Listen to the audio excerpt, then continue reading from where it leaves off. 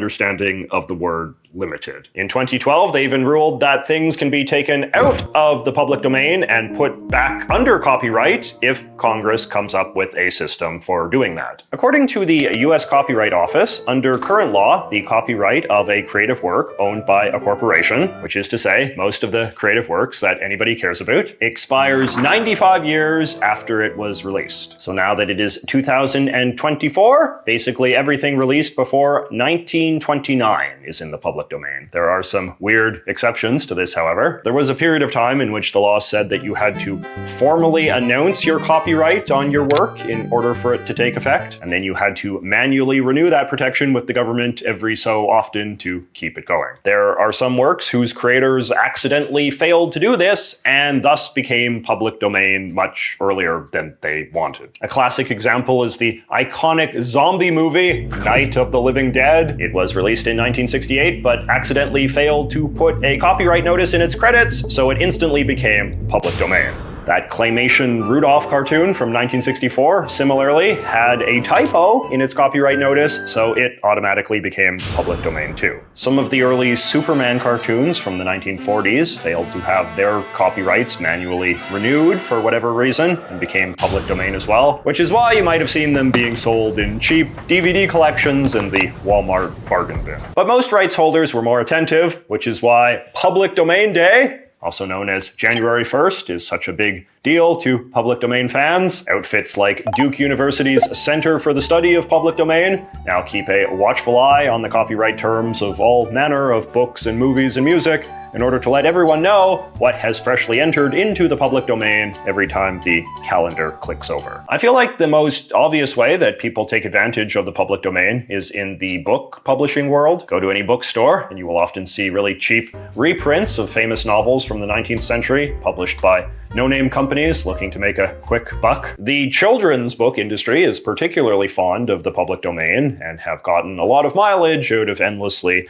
republishing stories like Alice in Wonderland or The Wizard of Oz, whose copyrights expired ages ago. Speaking of children, this also seems to be where public domain music thrives the most. Kids don't have particularly discriminating musical tastes, so children's entertainers have long realized that rather than spend a lot of time and effort writing a bunch of unique songs, they can just throw together a bunch of Victorian-era nursery rhymes and call it a day. All the great works of classical music are in the public domain as well, which is why they are so often heard in low-budget cartoons and video games.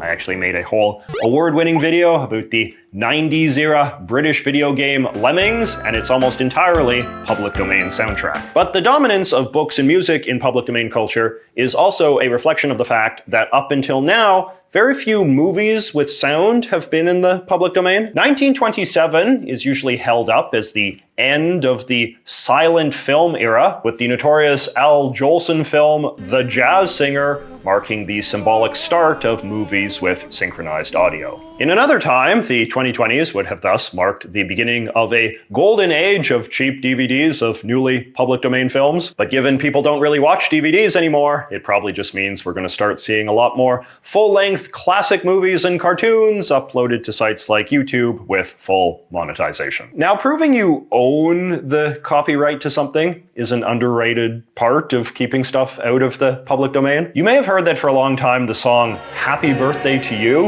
was under copyright, which is why you didn't tend to hear it in TV shows or movies. That claim was challenged in 2015 and resulted in the song falling into the public domain after the purported owners were unable to prove their copyright in court. This is also the reason why Nintendo was able to create a character called Donkey Kong, who is so obviously a ripoff of King Kong. Universal Studios sued them, but failed to prove their ownership of the King Kong character, who Nintendo successfully demonstrated had fallen into the public domain. Sometimes you have the opposite situation as well, where something goes into de facto public domain because the copyright holder just doesn't care to enforce their rights for one reason or another. For example, a weird hobby that I have is collecting these little self-published pamphlets of Canadian political commentary from the 1970s and 80s. In the pre-internet age, circulating little pamphlets like like these was a popular way for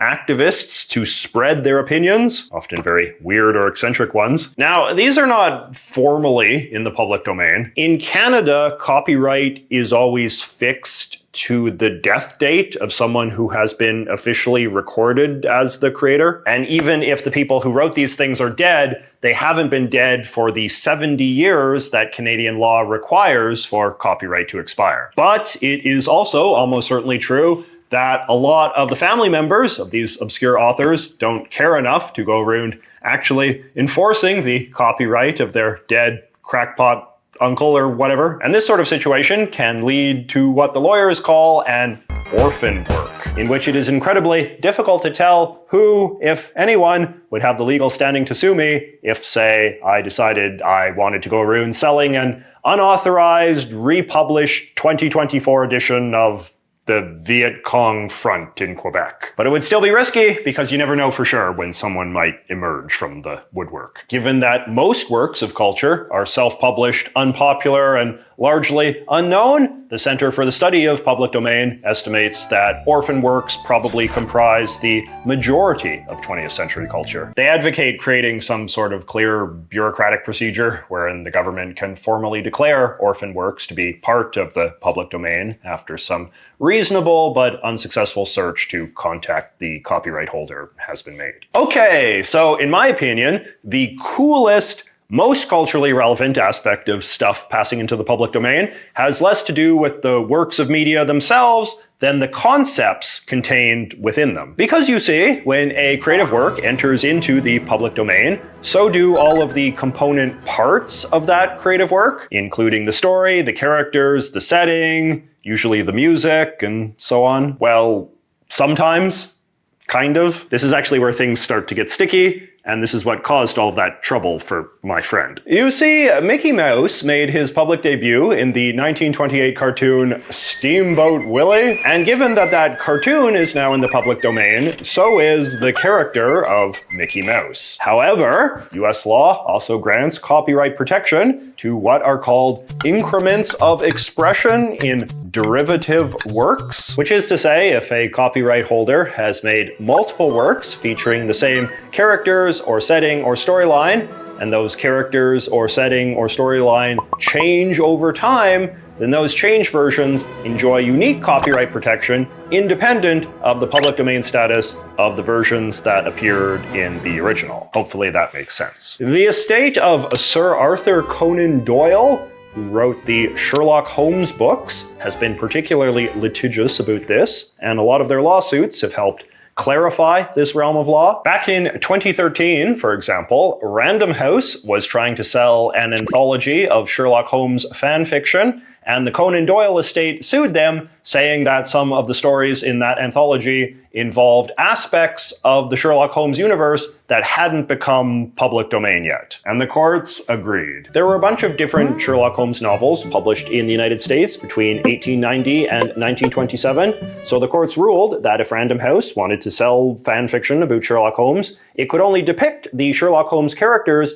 as they existed in the most recent books to pass into the public domain, which at that time was any book published before 1923. The 10 Holmes-Watson stories in which copyright persists are derivative from the earlier stories, so only original elements added in the later stories remain protected, said the Seventh Circuit Court of Appeals. Thus, if we apply this test to Mickey Mouse, it is really only the Steamboat Willie version of Mickey that has entered into the public domain. Presumably, this is why Jeff's original shirt, which featured a more modern, full-color version of Mickey, got flagged, but the other one, which explicitly tried to make him look as much as possible like he did in the original 1928 cartoon, did not. In the 2013 Sherlock Holmes case, the Conan Doyle people held up the fact that Holmes didn't like dogs until near the end of the book series, as an example of a late-stage character development that wasn't part of his